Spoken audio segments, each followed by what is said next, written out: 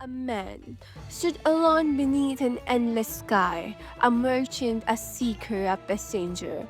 From the silence of Mecca, he spoke the words that would change the world. His name was Muhammad, and the idea that came with him would ignite one of the greatest intellectual awakenings in human history. Long before Islam, the pagan world told stories to understand itself. The Vikings, the Greeks, the Romans all believed that the universe was alive with gods. They saw the divinity in thunder, in rivers, in war, in love. It gave their world intimacy, a sense of participation in the cosmos. They could feel their God, they could touch them. But this beauty came at a price. With many gods came confusion, which god to follow, which law to obey. Fate was carried across the stars, divided by myth. Then came monotheism, the idea of one god, a single divine presence behind the vast machinery of existence. Monotheism brought clarity. It simplified the world. It made the sense of chaos. To understand Islam's rise, we must see context.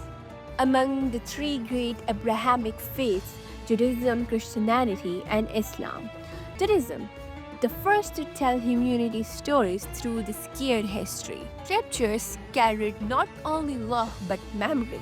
From Adam to Moses, it was the tale of people and their God, a fate of dignity, tax, and endurance. The Jews become known as the people of book. To know the God was to read, to question, to learn. This reverence for knowledge would echo through centuries into science, art, and law. But Judaism carried deep struggles. Its scriptures often contradicted themselves. Christianity offered a solution. God made human. No longer distant, no longer abstract. God became flesh. Through justice, dignity took a human face. For centuries, this message inspired compassion, sacrifice, and hope. It brought the moral clarity and the sense of purpose to surviving world. But it also brought paradox. How could God be both one and three? How could the Creator die upon His own creation? The story to many seemed both miraculous and confusing. The Christianity placed God in heaven once more, far above the earth, accessible only through priests, popes, and church. Divine became distance again. And so Islam emerged, not to destroy but to complete. Islam observed the stories of Jews and the moral vision of Christians and brought them back to unity. It declared there is one God, unseen, yet near, yet personal. Islam, dignity is everywhere, not in the idols or churches, but in every atom of creation. Every sunrise, every heartbeat, every beneath in the sign. And with the vision comes clarity. 5 pillars, one purpose, a code for life, both spiritual and practical. Islam gives people direction, not just to believe, but to act, to study, to create, to build. Clarity becomes power, the purpose becomes civilization, and from that civilization, the modern world would be born. The 8th century, while much of the Europe lay in the darkness, a new light rise in the east. Baghdad, a city built not only of stone but of ideas. In its heart stood a library unlike any the world had ever seen. Batul Hikmah, the house of wisdom. Here scholars gathered from every corner of known world, Persian, Arabs, Greek, Jews, Christian. They came not to worship but to think. They translated the works of ancients, Plato, Hippocrates, Ptolemy, but translation was only the beginning. Here knowledge was not preserved, it was reborn. Al-Khwarizmi gave us algebra, Ibn Sina the color of medicine, Al-Hazan the principle of optics, and through them science found its method, observation, experimentation, and reason. Why did this world foolish? Why Europe flattered? The answer lies not in the world but in worldwide. In Christian Europe, knowledge was scared but restricted. The church defined what was true. To question the heavens was to question God. But in Islam, the heavens were signs of God. To measure the stars was to read the divine handwriting of the universe. The difference was profound. Where Europe feared inquiry, Islam embarrassed it. Where Europe divided faith and reason, Islam united them. It was this unity, mind of faith and spirit, that gave rise to science itself. Behind every civilization lies a philosophy, a way of thinking about truth itself. In Europe, the church had embraced Plato. In Muslim world, scholars turned to Aristotle, two names, two worldviews, two destinies. For Plato, the truth was elsewhere, in the realm of perfect forms, untouched by human hands. The world we see, he said, is only a shadow. Reality is eternal, changeless, mathematical. To know the truth, one must escape this imperfect world. But Aristotle saw the universe differently. He believed that truth is here, in motion, in change, and purpose. Every being, every object has a nature, a reason for being. And studying the world by observing, by experimenting, we come closer to understanding the purpose. God moved the universe, but the man could study its motion. The divine was eternal, but his creation was dynamic. This is why Muslim civilization soared, because it believed that God's perfection did not end in inquiry, it demanded it. From Cordoba and Toledo, Muslim scholars and Christian translators worked side by side, bringing Arabic knowledge to Latin. They carried Aristotle, algebra, astronomy, and a new way of thinking. Europe would soon awaken. For without Islam, there would have been no Aristotle in Europe, no algebra, no medicine, no science as we knew it. Every experiment, every theory, every modern innovation carries within the ego of that earlier age, the age when faith and reason were one.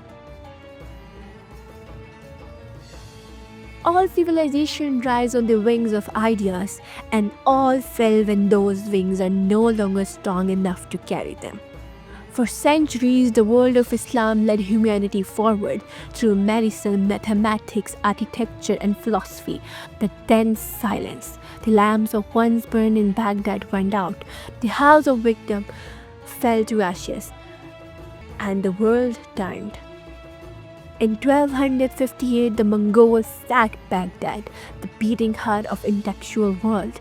1,000 years of knowledge turned into the Tigris, but the decline had begun long before the fires. For it was not armies that ended the golden age, it was a shift of mind. Scholars once asked, how does God's universe work? Now they asked, what is permitted to ask? When questions become forbidden, civilization forgot how to grow. The Islamic world would not fall, it froze. Innovation gave way to imitation, curiosity to caution, diversity of thought to the safety of repetition. And while the East defended its tradition, the West embarrassed uncertainty. In Europe, faith and reason separated, painfully, voluntarily, but productively. Science broke free from theology, art broke fame from doctrine, and the modern world was born. The irony is sharp. The civilization that once united faith and reason inspired the civilization that divorced them.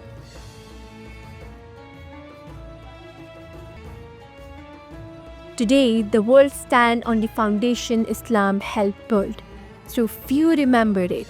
Hospitals traced their lines to Islamic medicine, algorithms to Al-Khwarizmi, scientific method to Al-Hazan, university to the Madras of Abbasid's age, and yet the name of builder is forgotten.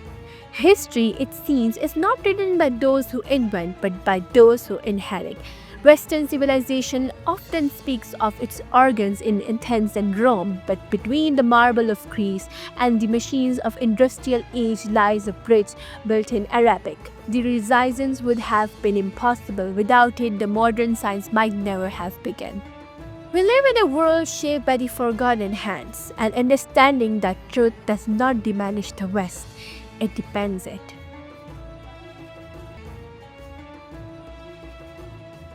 Today, as the Muslim world struggles between tradition and modernity, it faces a question elder than empire. Can a faith and reason once again walk together? The power of Islam was never conquest or wealth. It was the belief that the truth is one, that studying the world is a form of worship, and that to know the creation is to honor its creator. Perhaps in remembering this, the world may find balance again between faith and science, spirit and progress, heaven and earth, because the story of Islam is not a chapter of past, it is a mirror of our present.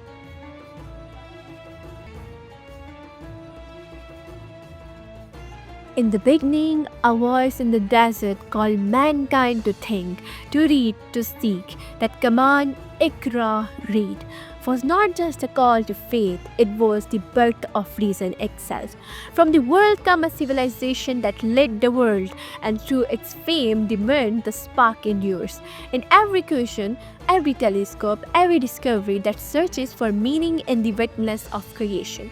The story of Islam is not the story of religion alone. It is a story of human curiosity, of mind that refused to stop wondering, and perhaps in remembering where our light began, we may yet remember where it should light.